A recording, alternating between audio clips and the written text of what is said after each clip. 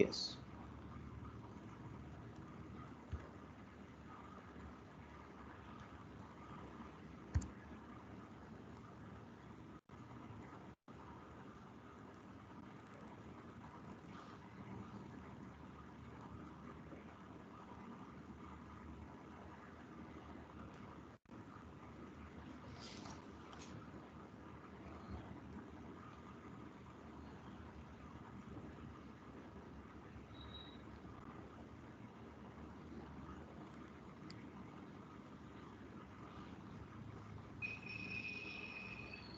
Yes. So you are able to see the screen, no? Yes, sir. Okay. So anyway, so last class, we have discussed this dynamic stability. Okay. So as already we discussed, right? So there are two important things. One is, the parametric resonance. This is some extra thing which you have to study apart from static stability. Okay. Then other one is flutter. Okay. So this anyway, I have shown you.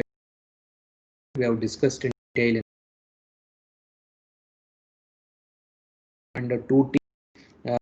We have done, I think, last class all detailed, we have seen the solution of this Matthew-Hill equation, so based on this Floquet's theorem, say, okay, so we can write the solution in terms of, periodic coefficients with T and 2T.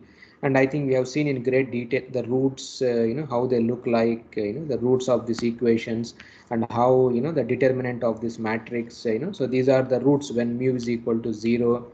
We have 1 by 5 like that, so many solutions are possible. Okay. And we have seen first order approximation, second order you can do, so automatically, so you will get all these stability regions actually where the solutions becomes unstable, so the parametric resonance is possible.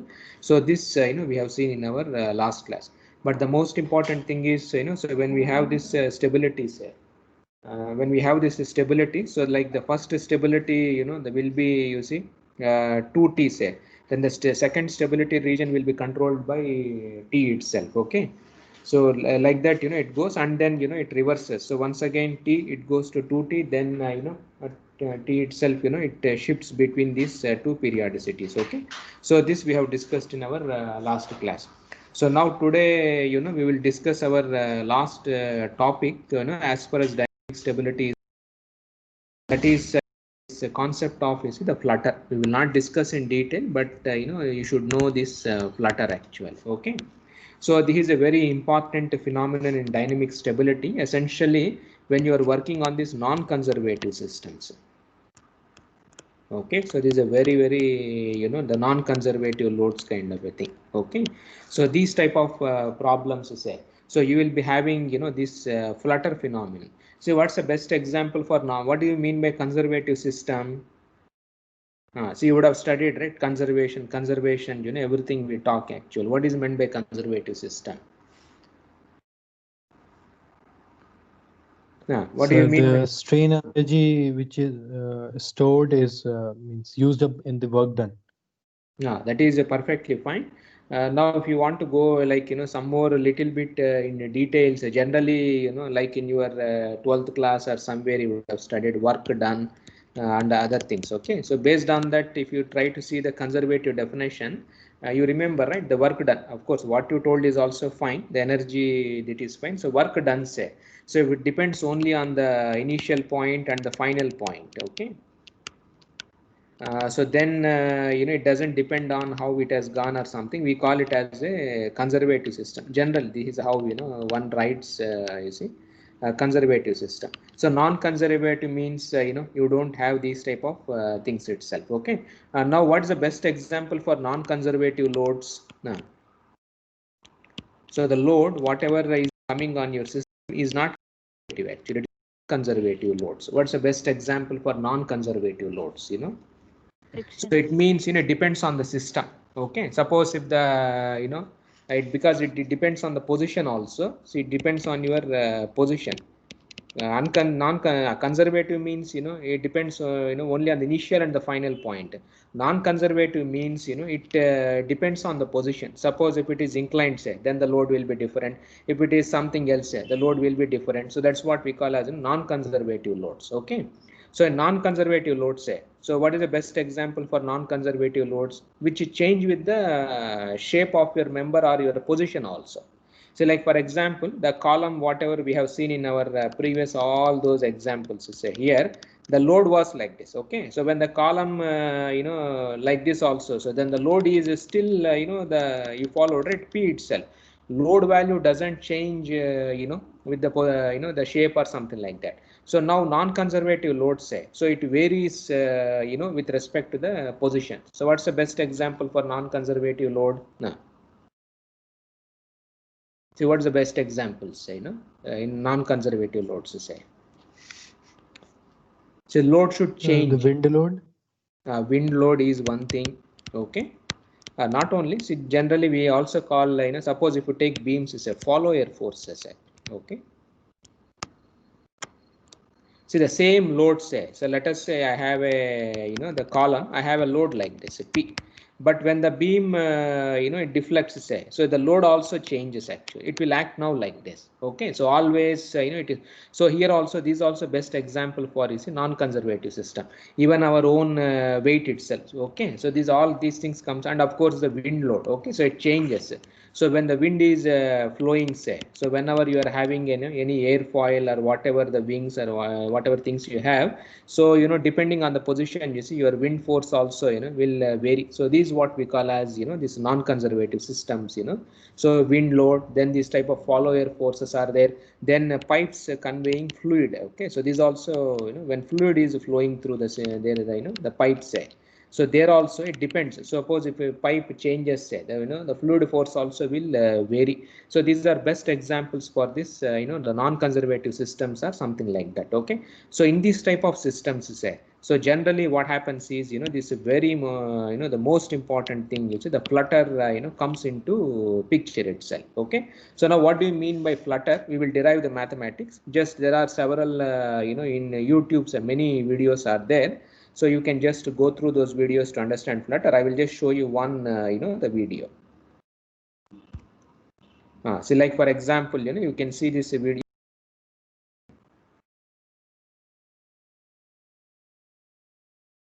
very video, many are there. Okay, so you can see this flutter video. There is some sound is there, but I have just skipped the sound. You can see.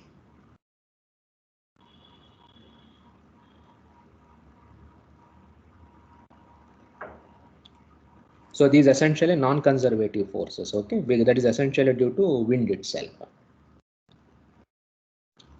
So in aircrafts, this flutter is a very, very important thing, in their design. Otherwise, it will become a huge disaster for them. Okay, so you can see there are several, failures also are there.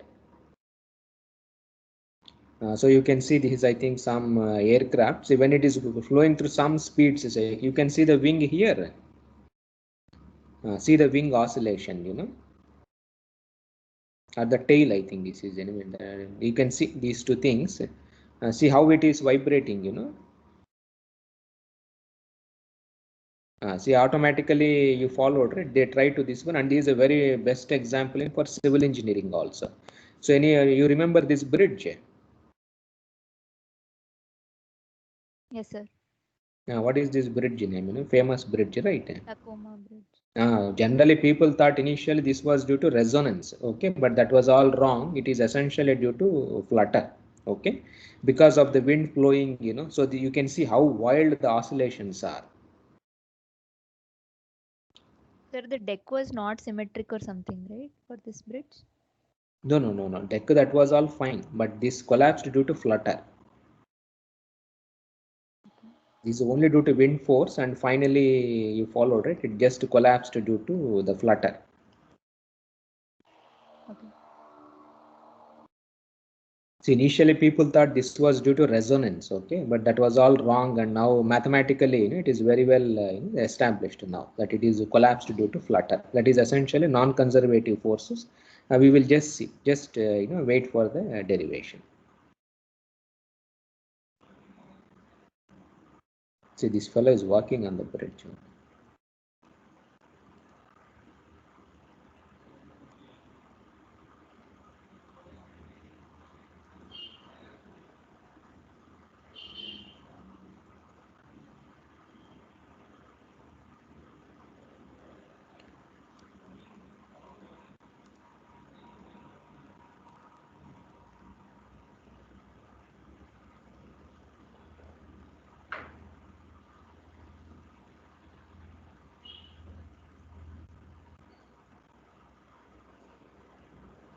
See, and finally, you see the bridge, I think it just collapsed because oscillations are too much. Okay. So this is the best example for a bridge collapse in civil engineering, due to this flutter. And of course, aircrafts, it is for them it is like a burning problem, this flutter. So they study this flutter in great detail in aerospace, okay, because it's very important. But now in our civil engineering also, so when you are designing these bridges, in where the wind speeds, like you have seen the wind, right, wind zone map of wind velocity. So there, this flutter becomes, the very important, okay. So now let us go back to our thing itself. So you can see the flutter, okay. So automatically flutter also gives you something like, the amplitudes increases, they're huge actual.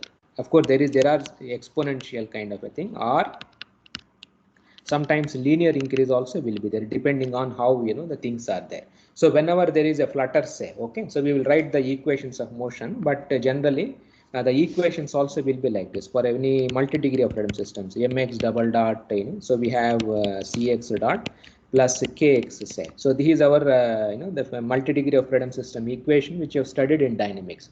When you are having these non-conservative forces, say, so what happens, these non-conservative forces, the main problem is, they vary with x itself actually, because if the beam is now, if it is straight, say, the load will be like this. If the beam is like this, then the load will be like this. So it is same thing like wind load. So when you are having this type of non-conservative, these follower forces or wind forces, the problem is they also depend on the position. So they also occur on not on the right hand side of the equation. They automatically come, in this equation, it's on the left hand side itself. So if this is the force, say, okay.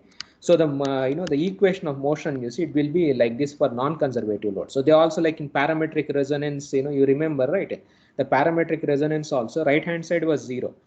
That load whatever we had, so it came as a coefficient actually. It was like ordinary differential equation with periodic coefficients. Consider this flutter also, it comes on the left hand side. It also it comes like this actual. Okay, this is a problem with this one. So now generally this mass, anyway, mass matrix, we call them. Of course, this is a damping, the matrix which we have. Then Ksa is of course, the stiffness. Now this B matrix is which is like a link actual, okay, between the load and this non-conservative thing. So generally in flutter, this matrix is known as geometric stiffness also, okay. This is a term which is widely used, to differentiate between stiffness and this B. So this B comes due to because of this non-conservative thing, and of course mu is the load actually. So I'm just denoting the load as the mu. Okay, so this is how it comes. Now to solve this type of equation, say, so generally we follow our standard dynamics. Okay, so in dynamics, how do you solve any multi-degree of freedom system? What do you do? The first thing. See this equation, if you want to solve multi-degree of freedom systems in dynamics, what do you do? The first step in structural dynamics. Like we change the coordinate system. Which? Coordinate system to which coordinate system you do? The eigen coordinate system. So for that, first you have to find out eigenvalue, eigenvector. So what to do is you solve undamped vibration first.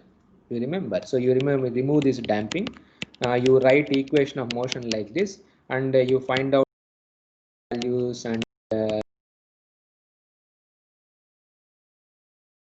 say these vectors. Next one you followed, right? So these are all your the eigenvectors you have, and then what to do is so the eigenvalues, eigenvectors you extract from this matrix. Then the main advantage of phi transpose M phi say is diagonal matrices you get, okay.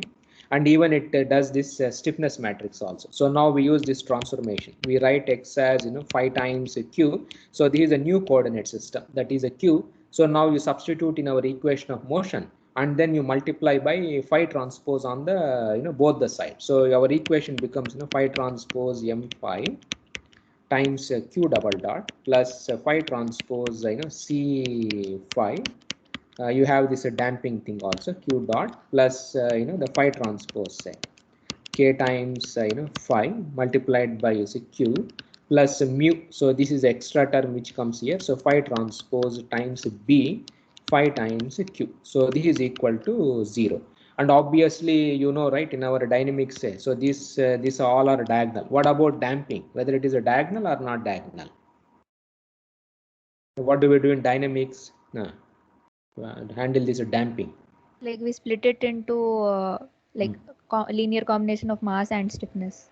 So what happens when you split into once again, if you write C as alpha m plus beta times k say, so this also becomes a diagonal actually. Diagonal. Okay, that is how we do. But here this problems here, this may not be diagonal here. You followed. So this is a one coupling which happens be due to this and due to that itself.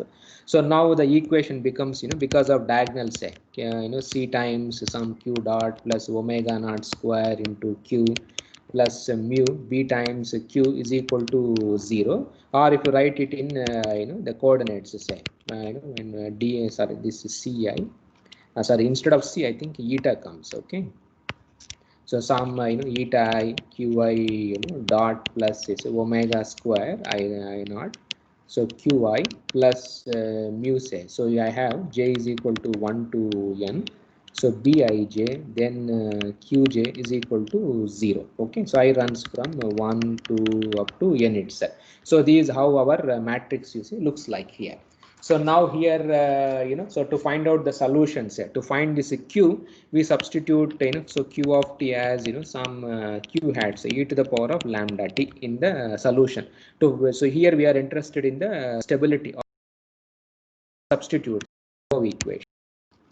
Okay, so now what happens is I will get everything in terms of lambda I plus lambda times this eta, then omega naught square plus mu times b, and then your q hat say is equal to 0. So this is how I will get. So now to find out the non-trivial solutions, so the determinant of this matrix lambda square I plus lambda this one plus omega naught square plus mu b say, so this has to be equal to 0.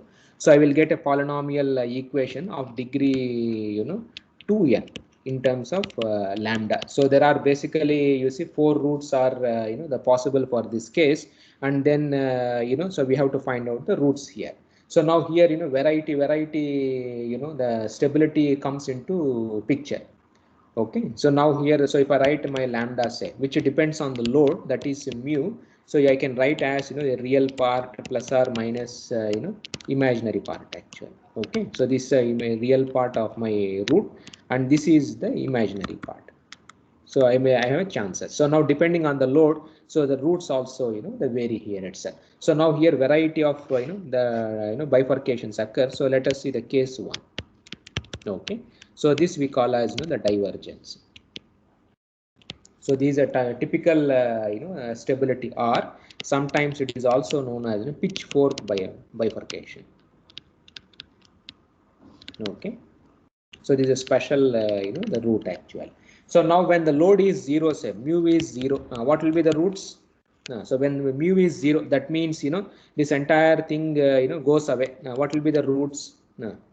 What happens to lambdas? When the load is 0, say, then it is same as a free vibration of your system. So in free vibration, what happens? What will be the roots? No. Will be 0. Damped vibration, but you followed it. Then no, the roots. What happens to the roots? See oscillations. What happens? So now when the load is 0, say, what happens? So when you look at this roots here, the real values essentially, the real values of this roots, so real portions of lambda of this 0. Okay, so this becomes 0, and omega I, that is the imaginary portion. So that is imaginary value of lambda I say 0. So this will not be equal to 0. So lambdas will be this this imaginary portion only will be there. Real portion will be 0 itself. So the solution say qi of t. So this what happens is I can write the solution as because real part is 0, only you are having imaginary say. So what my solution will be, you see, a sine omega I plus bi cos you see omega it. Now what about the solution? How the solution looks like? Stable or unstable? Now stable or unstable? Stable. It is a stable. So when there is no non-conservative force, okay, if there is no non-conservative load which is acting on your system, because you have a damping or whatever this one, so you will get a stable solution, and it is oscillatory. Okay.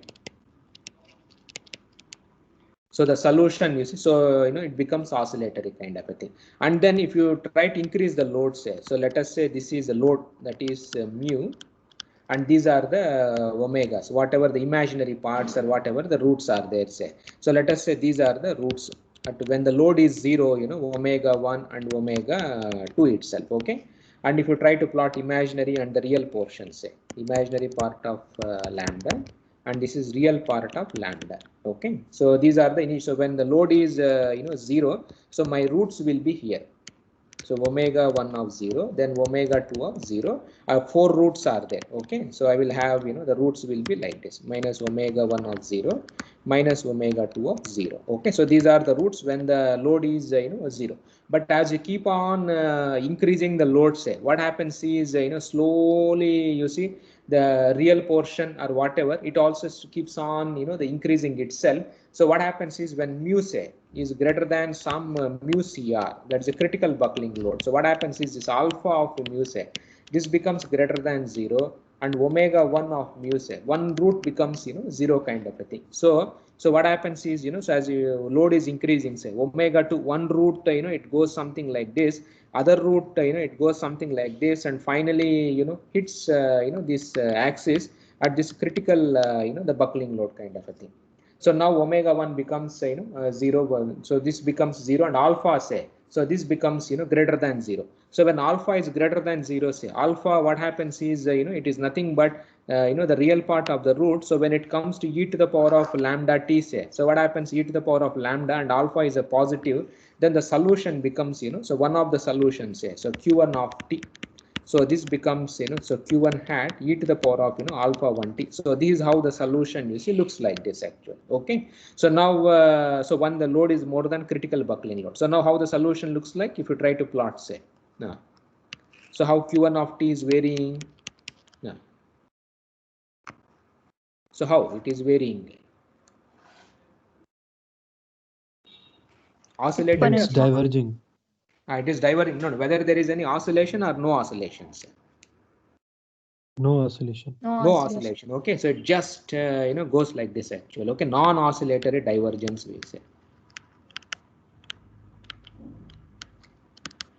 So this is a typical system where if the load is more than buckling load, say, immediately no oscillations are possible, just it diverges actually.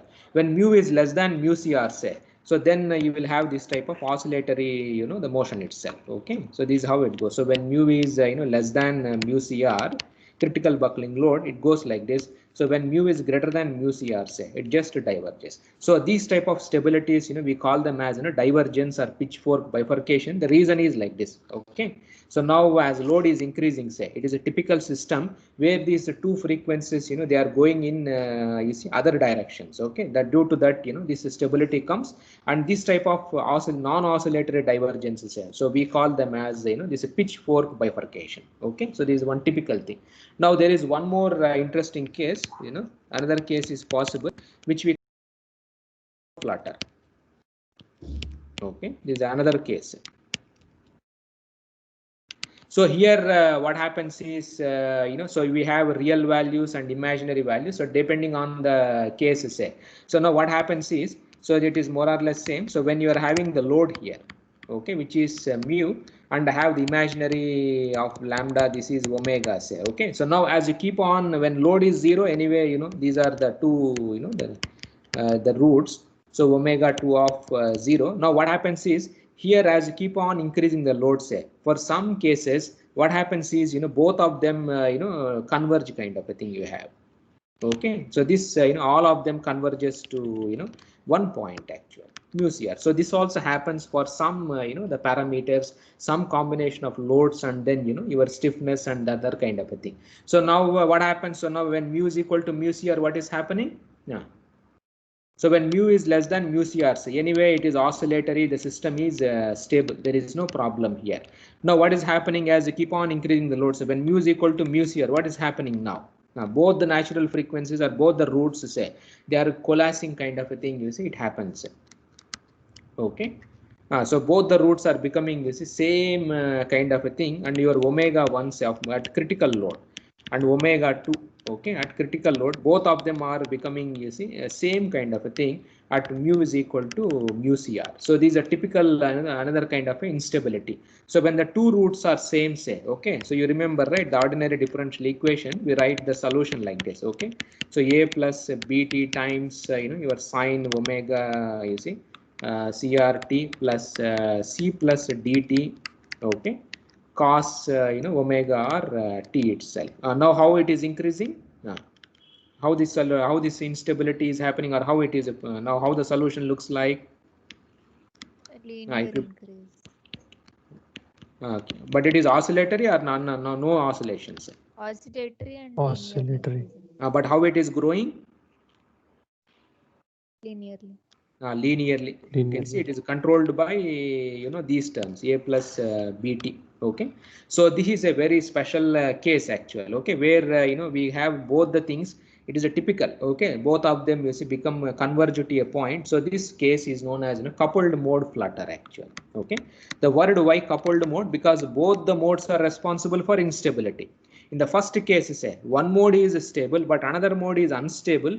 Due to this, you will have exponential, no oscillation, it just goes away actual. So this we call as pitchfork bifurcation, okay, or divergence actual, because one is going this way, another is going this way.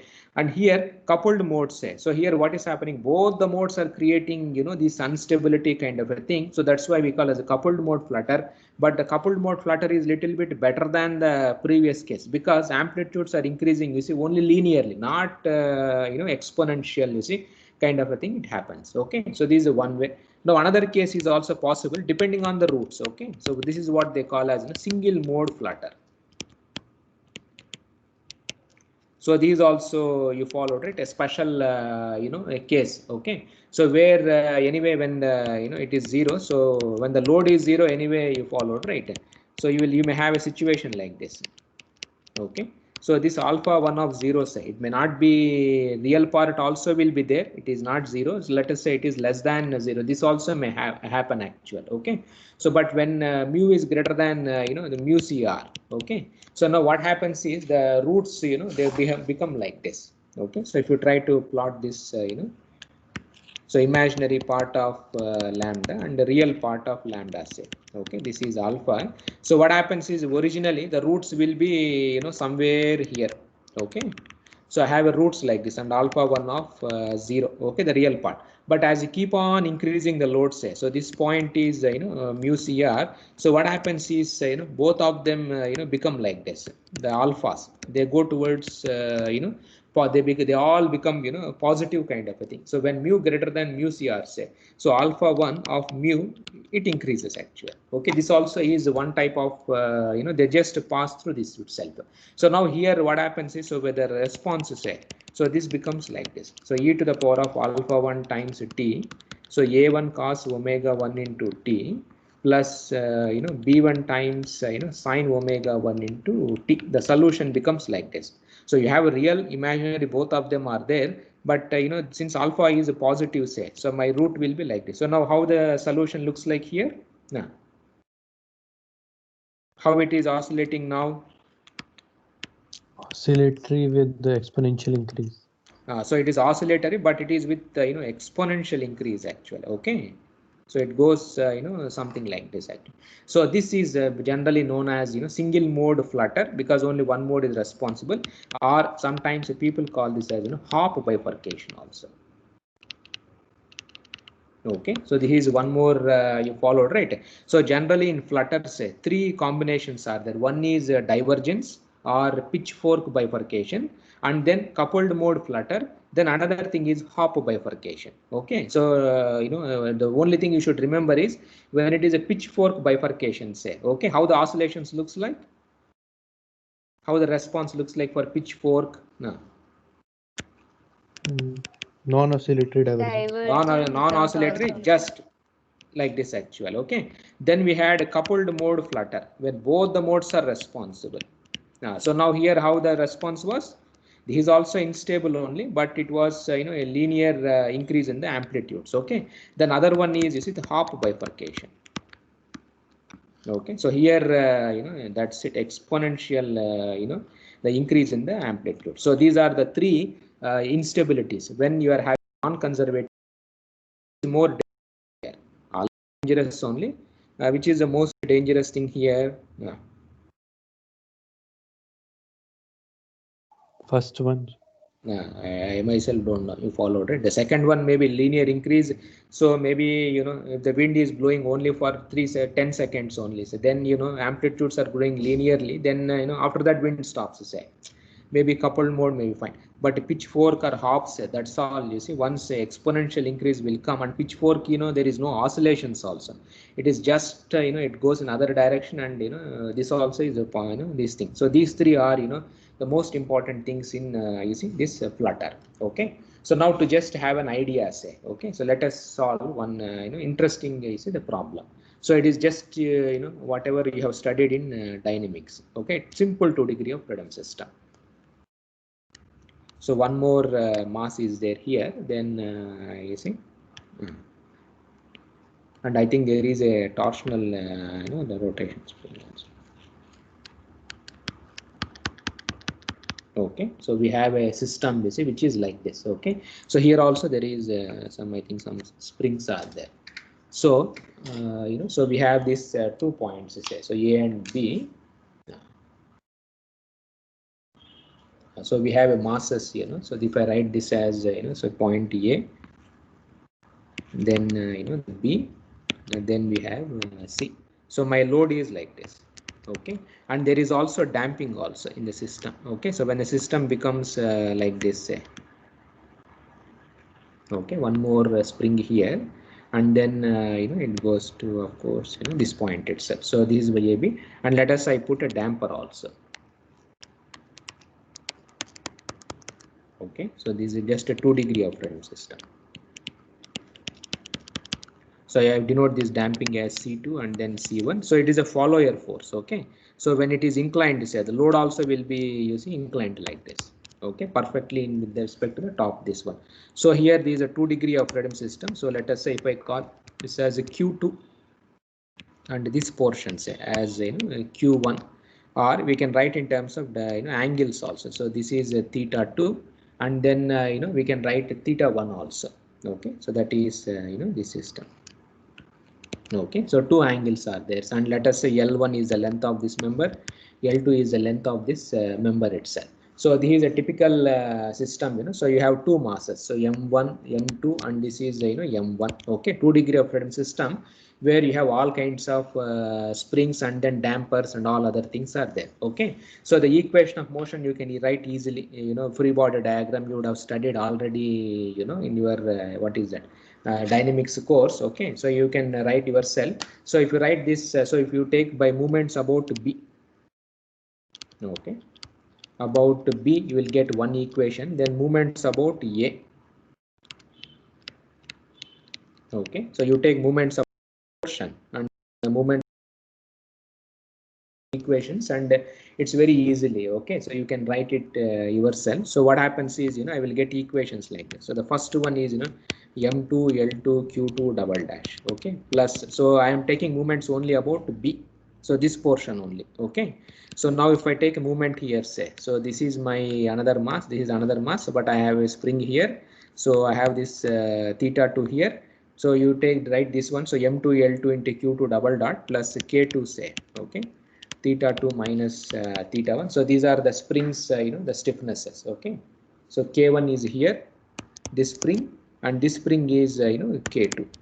Okay, so we will write K2 into T2 minus T1 plus damping, say, so C2 L2 into say Q2 dot. Okay, by taking the damping force also. Okay, so C2 times you write this one, then you take moment about A, so this is moment about B. Okay, so here also you write, you will get a big equation M1 L1 Q1 double dot plus M2 into L1 plus L2 times Q2 double dot.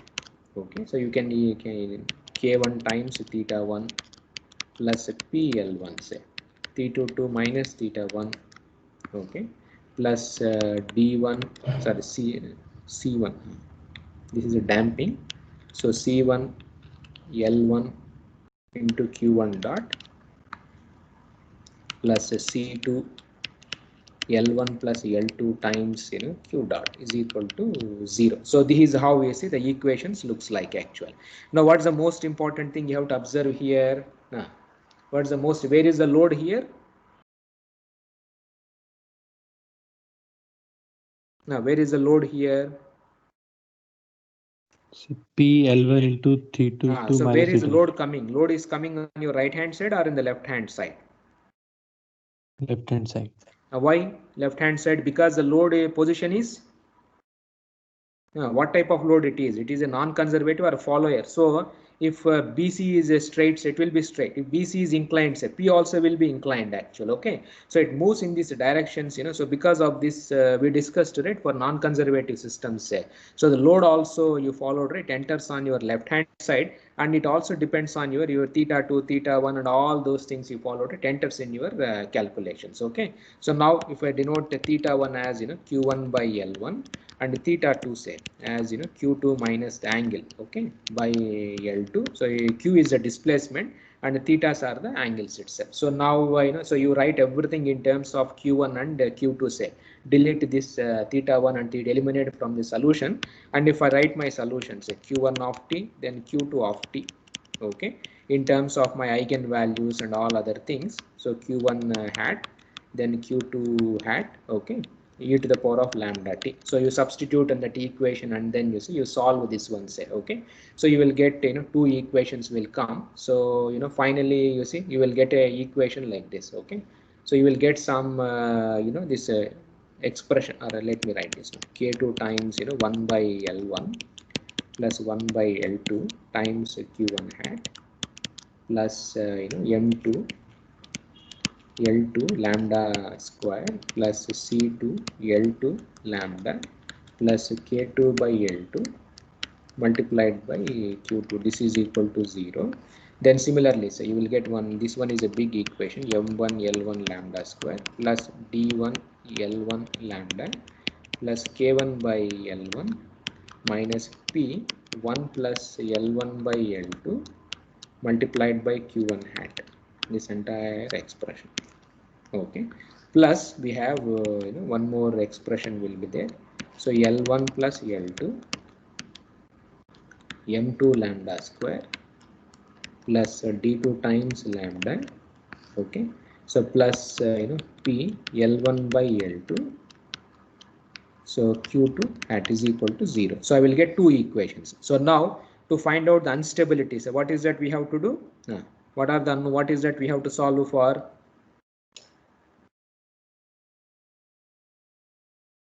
Determinant. Determinant means what is that we are interested here? We are interested in P. Roots, eigenvalues. What are our lambdas essentially? Okay, so your determinant you find out. So I will get a fourth order equation. A3 times lambda cube plus A2 times lambda square plus A1 times lambda plus A0 is equal to 0. So this is the equation you see you get here actually, the determinant of that the matrix. Sir, So here now D1 and D2 are actually oh sorry, C1 sir, and I think C2. C1 C2 I think I made a mistake.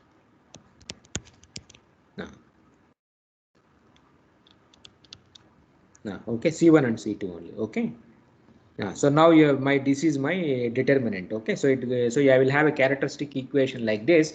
So now here these are the roots of my equation here. Now suppose if I take undamped system, say,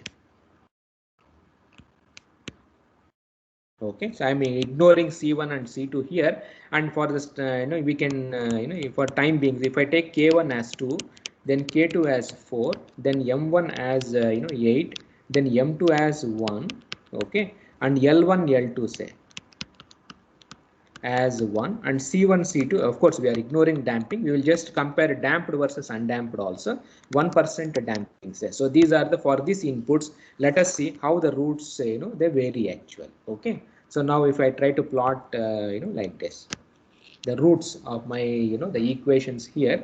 So x-axis is real part of lambda and y-axis is imaginary part of the lambda here. Okay, so now for an undamped system, say if the system is undamped, okay, and you evaluate the determinant that this equation you solve for these numbers. Okay, so now what happens is, how many roots are there here? It is a fourth order this one, so 4 roots will be there.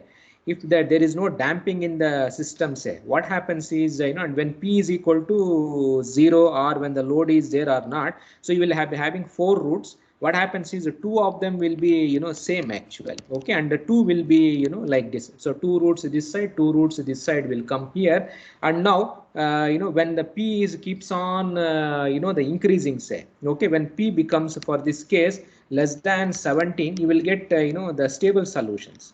Okay, so once p greater than as you keep on increasing the load, you find out the roots, say. So how do you find out stability here? So as you keep on increasing the load, so the most important thing for you is the real part of the lambda. Okay, so when p is less than some critical load, so when p is equal to 0, what will be the roots? See, when p is 0, so what will be the roots? The imaginary part of lambda. Only imaginary part will be there, which means the system is stable actual. Okay, so now when p is less than PCR also, for this type of a problem, real parts will be always 0 actual. But once p for this problem, so the critical load, when it crosses this 17, okay, so what happens is the roots, one root will go like this. Okay, so one root becomes like this actual. Another root will go this direction. The real part is there, but real part is negative. Okay, now another root, say, so these type of roots here, one root goes like this, another root it goes in this direction. For PCR is equal to 17. As you keep on increasing the load, say, so one root becomes the real part of the root becomes 18, 19, like this it goes actually 20, 21 like this. So now another root will be also will be 18, but it will be negative on the negative side. So now which are the most important for us? So which will cause instability? So among the 4 roots, say, so we are having 4 roots, but when p greater than PCR, what is happening among the 4 roots? 2 roots are the real portion of the 2 roots becomes positive.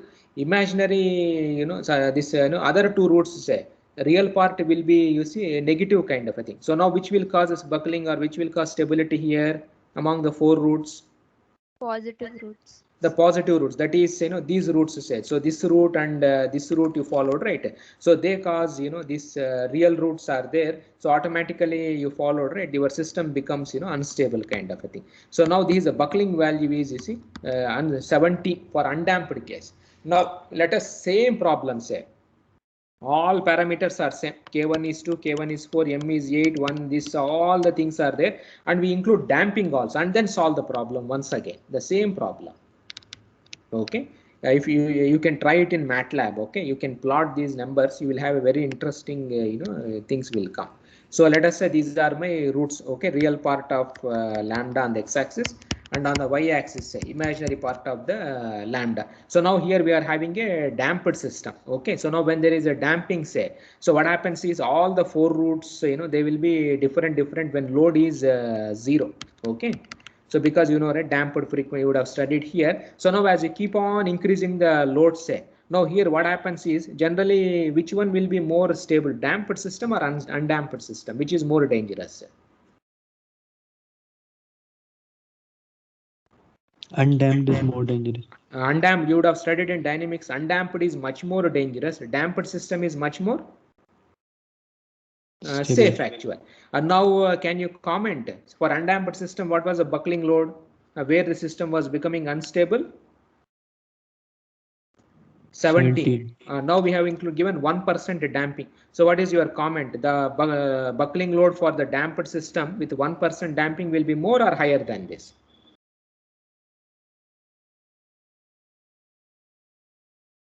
No, damped system. Supposed to be higher. See, generally you told no, damped system is safe actually. So if damped system is safe, then generally what we expect is it should be more than 17, some 20 or 30 or something like that. But here when there is a flutter, say, this is the most important thing. For when there is a damping, your PCR becomes is a 9.72 only.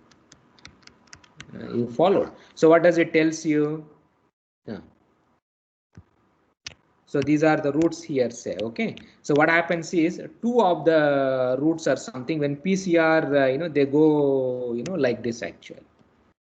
And some other these roots, they go something like this. Among the four roots, you can plot with increasing p value, okay. So they go, you follow, right? So they become, something like the four roots. So these how and these buckling loads say. So this becomes PCR 9.72715 actually. So what is your comment here? Which is worse, damped or undamped? Damped is worse. Why? See, damping is worse than, so what is your damping? Generally in dynamics, you would have studied that damping is very good for the system, it decreases the amplitude, it is very nice, we have studied actual.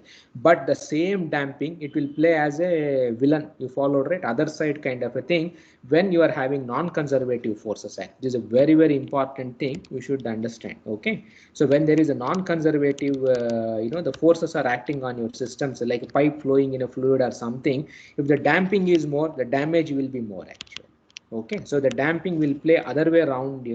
Automatically this damping itself, generally damping means energy will be going, but it, the damping energy will be, pumped into the system, and it makes things, worse than you followed, right? The undamped system itself. So this is a very, very important thing in Flutter. So when you are having Flutter, say, you may put all dampers. Generally, what people are doing now to decrease the bridge, say, if you are designing bridge to reduce oscillations, what you will do? You have seen many bridges in earthquakes or wherever. Like in a friction damper, you have studied, right? Some steel buildings are there, they put dampers like this, like a brace, they put damper here, you followed, such that the amplitudes will be reduced, like that they do to decrease amplitudes, okay. That is what they do. But when there is a flutter, what happens when there is a wind? See, dampers are good or bad now? They're bad. They're bad. So now you followed, right? That's what the problem is. It's not essentially damping is more means, you are not safe, okay. So damping also can play a negative role. That's why you see this flutter is a most important thing, okay. So if you want to have a nice feeling about the problems, so my suggestion is, you see, you can plot this roots for variety of PCR. I will send you the that pages in the textbook here, okay. So you can plot this and you can have a nice feeling actual, okay. As you keep on increasing the load, you just plot in the graph the real part, imaginary part. Just you have to solve that polynomial equation, and if you plot, say, you will have a nice the answer here. So the flutter, the most important thing what you should understand in flutter is how many instabilities are there now. So how many unstable states are possible? Okay, there are basically how many are there? Three. Pitchfork, coupled mode, Hopf bifurcation. Okay, one is oscillatory, another one is non-oscillatory, another one is linear increase. This is the most important thing. And then another thing which you should important is damping is good or bad. Damping will it is not always dampers will help you. Dampers may make things even the worse also. So these are the most important thing in our Flutter. Okay. So these things you should know in dynamic stability. So I think this much is sufficient, as far as this course is concerned. Okay. So if you want to know more about the dynamic stability, so we can have you followed it one full course on dynamic stability itself. Then nonlinear, nonlinearity will come. All those things are possible. Okay. So many like interesting cases are there. Okay. So I will stop here. So with this, you followed it. Our course is almost complete. So we have covered static as well as dynamic. Anyway, we have not covered in detail, but just you should remember these words: Hopf bifurcation, pitchfork. This coupled mode flutter, parametric resonance. You followed, right? Parametric resonance. What's the difference between resonance and parametric resonance? So if you know this much things, it is very it is sufficient. Okay, as far as this course is concerned. So if you want to know more details, then there are many courses are there in even they are not running in the name of dynamic stability, but some CHIOS are there, right? Terms some courses are there where they may teach these details also. Okay, and if it goes nicely, maybe I myself may float a new course on dynamic stability, maybe in future, not right now. Okay, so I think we have completed. So static means we have seen all the details. Okay, beams, columns, beam columns, lateral torsion buckling, plates, shells, arches, all those things we have seen. But we have seen, like, more likely on the analysis side. We don't do any design in this course actually. Okay, so anyway, so I think you followed it. We have almost closed our this thing. Yeah. So now we have to conduct the quiz and